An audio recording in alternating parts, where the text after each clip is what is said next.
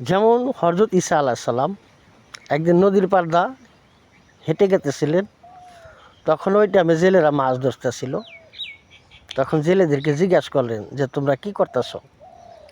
তখন বলতেছিল যে আমরা নদীতে মাছ ধরতেছি।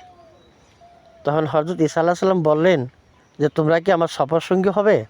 তখন বলল যে আমরা যে আপনার সফরসঙ্গী হব, যে আপনি কে? তখন বলল যে আমি মারিয়াম পুত্র হযরত ঈসা আলাইহিস সালাম, আল্লাহর নবী। তখন বলল যে আপনি যে আল্লাহর নবী, আপনারা আমরা বিশ্বাস করবো কিভাবে? তখন ঈসা আলাইহিস সালাম আল্লাহর কাছে দোয়া প্রার্থনা করে বললেন যে তোমরা এখন যদি নদীতে জাল ফেলবে, জালে দেখবে এত অধিক মাছ আটকা পড়ছে, এটি পড়বে আর কখনো এত মাছ আটকা পড়ে নাই। তাইলে এটাই বুঝে নেবে যে আমি আল্লাহর প্রিয়ত নবী।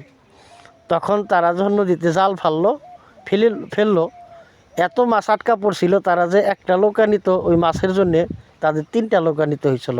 তাও এত মাছ আটকা পড়ছিল জালে, তখন তাদের আর বোঝা বাকি ছিল না যিনি আল্লাহ সত্যকারী নবী। তা আল্লাহ পাক রব্বুল আলামিন নবী রাসূল আউলিয়া উলিয়াগণ যাদেরকে সৃষ্টি করছে তারা কিচ্ছু জানে না। আসলে তাদেরকে চিনানোর জন্যে এই মুজিজা আল্লাহ পাক রব্বুল আলামিন দান করে। ধন্যবাদ সবাইকে।